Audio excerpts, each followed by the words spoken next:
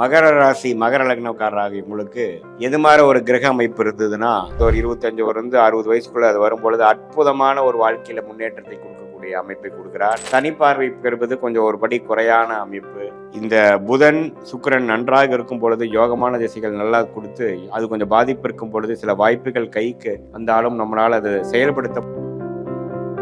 வணக்கம் மிரர் பக்தி சேனல் நேயர்களே, நான் உங்கள் அன்பான சயின்டிபிக் வேதிக் அஸ்ட்ராலஜர் அஸ்ட்ரோ அரிஞ்சி பேசுகிறேன். இந்த வீடியோவில் நம்ம என்ன பார்க்க போறோம்னா, மகர ராசி மகர லக்னக்காரராக உங்களுக்கு எது மாதிரி ஒரு கிரக அமைப்பு இருந்ததுன்னா, கிரக சேர்க்கை காம்பினேஷன்ஸ் இருக்கும் பொழுது உங்க கர்மா பலன் என்னங்கிறது நீங்களே தெரிந்து கொள்ளக்கூடிய அமைப்பு. எதையும் மிகைப்படுத்தாமல் துல்லியமான முறையில் சயின்டிபிக் வேதிக் அஸ்ட்ராலஜி முறையில் எந்த மூடநம்பிக்கையிலையும் போகாமல், பரிகாரங்கள் அது மாதிரி விஷயத்துக்குலாம் போகாமல் உள்ளது உள்ளவாறு நம்ம இந்த வீடியோவில் பார்க்க போகிறோம். இப்போ பாருங்க, பலன்கள் கர்ம பலன்கள் எண்கள் இல்லை ஜோதிடம்.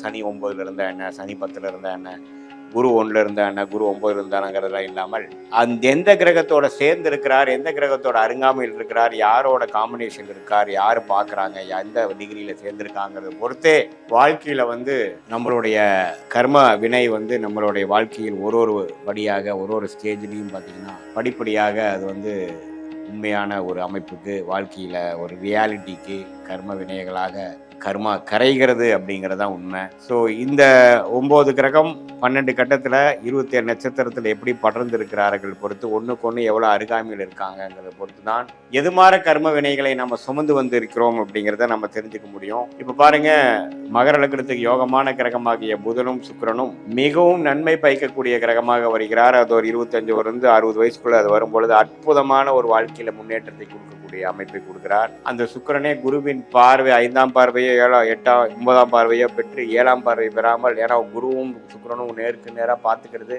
சேர்ந்து இருக்கிறது அவ்வளோ நல்ல ஒரு அமைப்புகள் இல்லை. புத்திர தோஷம் அல்லது திருமண தோஷத்தை கொடுக்கக்கூடிய அமைப்பாக இருக்கிறதுனால 5ஆம் பார்வையாக 7ஆம் பார்வையாக குரு சுக்கிரனை பார்ப்பது மிகவும் நல்லது. சுக்கிர திசை ஓஹோன்னு இருக்கக்கூடிய அமைப்பாக இருக்கு. அதே மாதிரி சுக்கிரன் ஒரு பௌர்ணமி சந்திரனின் தாக்கத்தில் இருக்கிறாருன்னா அதுவும் ரொம்ப நல்லது. வாழ்க்கையில் கொட்டி கொடுக்கக்கூடிய நல்ல நம்மளோட துறையில மேன்மையாக போகக்கூடிய அமைப்பு. அதே மாதிரி உங்களுடைய சுக்கிரனே ஸ்தானபலம் திக்பலம் திருப்பலத்தோட நன்றாக இருந்து ராகுவோட சம்மந்தப்படாமல் கேதுவோட சம்மந்தப்படுவது அருமையான விஷயம். சனி பார்வை பெறுவது கொஞ்சம் ஒரு படி குறையான அமைப்பு. அதே மாதிரி அந்த சுக்கிரனே பார்த்தீங்கன்னா செவ்வாயோட சேரும் பொழுது செவ்வாய்க்கு நல்ல ஒரு திருப்பலத்தை கொடுத்து அவர் கொஞ்சம் கெடுகிறார், அஃப்ளிக்ஷன் வருகிறது. ஸோ குரு அந்த சுக்கிரன் எந்த மாதிரி பாதிப்பில் இருக்கிறாருங்கிறதை பொறுத்து அந்த யோகமான சுக்கிர திசை அது மாதிரி பலனை கொடுப்பார். மீனத்தில் உச்சம் பெற்று எந்த பாதிப்பில் இருக்கிறது அருமையான ஒரு அமைப்பு. அதே மாதிரி அடுத்த புதன் திசையும் பாருங்க, அருமையான ஒரு திசை. இந்த புதன் ராஜயோக கிரகமாக மகர லக்னத்துக்கு வருகிறார். அவர் குருவின் பார்வை பெறுவது, பௌர்ணமி சந்திரனின் பார்வை பெறுவது, சுக்கிரனோட சேர்ந்திருக்கிறதுலாம் டாப். ஆனால் அவர் ராகுவோட சேர்ந்திருக்கிறார், சனியின் பார்வை பெறுகிறார், கேதுவோட கொஞ்சம் ரொம்ப டீப்பாக போறாருன்னா சில அஃப்ளிக்ஷன்ஸ்லாம் வரக்கூடிய அமைப்புகள் இருக்கு. ஸோ எது மாதிரி காம்பினேஷன்ஸ் கிரக சேர்க்கையில் அவர் இருக்கிறாரு அப்படிங்கிறத பொறுத்து தான் நம்ம எடுத்துக்கணும்.